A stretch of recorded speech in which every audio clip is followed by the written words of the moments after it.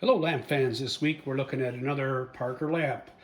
1890s, it's hard to say exactly, but Charles Parker Lamp Company was producing lamps, I think from 1869, excuse me, and this would date around 1890 to 1894. So there's patent dates all over that.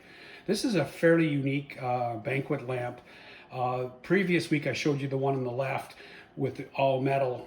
This one has a oak barley twist insert, and that's to be original because I have another collector that I deal with for parts, and he has another one just like it. His was original finish. This one was painted brown with like a deck stain, so I stripped it down to the oak, cleaned it, and then re-put a walnut finish on it, and I will shellac it.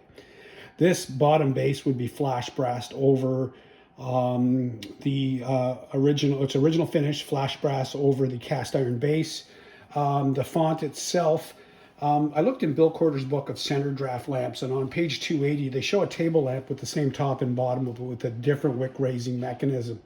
This has a simple rod that goes down, and it's got a spiral on it, and that spiral turns a little keeper thing, and that moves up and down and moves the wick up and down. Now, when I got this lamp, it was missing some pieces. So my friend Steve, who I buy my lamp parts from, who's been collecting this stuff for 30 years, he had the flame spreader. So this was missing, and that really devaluated the lamp. So I got this lamp for a very inexpensive price locally on eBay in Ontario.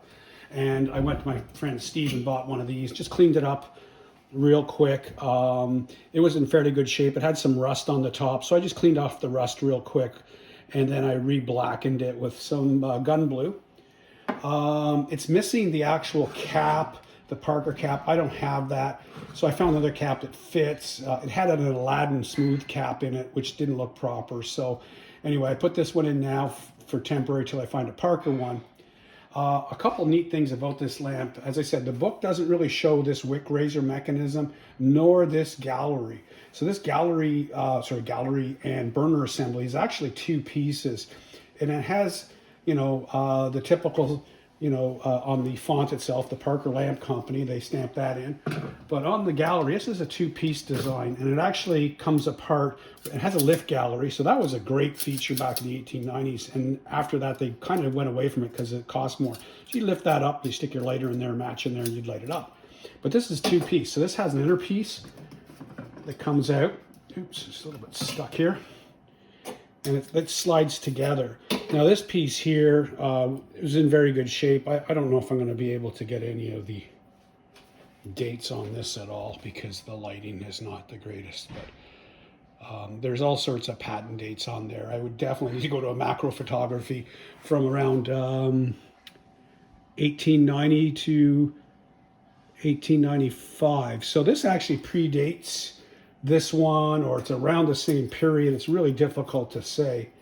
And this, I got this piece all moving up, so it moves up and down nicely now. And I'm going to put a wick in it. I'm going to put a wick in it later. I'm going to order up some more wicks. And I don't know if I'm going to run it or not. I think I'll just keep it as a nice display model. And, pair it beside the other one. So it's kind of funny how lamp stuff works if you collect lamps. They're scarce and they're rare until you start looking. And if you're vigilant and you look enough, you'll find them. They're out there. I was speaking to another lamp collector who I buy my wicks from, Miles Stairs, and he doesn't see these. I guess they never made it to the West Coast, so I'm on the East Coast, and so this lamp, I think this lamp came from the Maritimes or Eastern Canada, and this one was from Central Ontario somewhere. But obviously, manufactured in in Connecticut. I can't remember where the factory was, and came into Canada that many years ago. But anyhow, I just cleaned it up, and it was a little bit of an ugly duckling, and I think I got it looking good. Once I get the shellac done and find a cap, I'll be pretty happy, and then I'll keep looking for more. If anybody's got a Parker cap, send me an email or send me a PM, and I'll buy it. Anyhow, thanks for watching.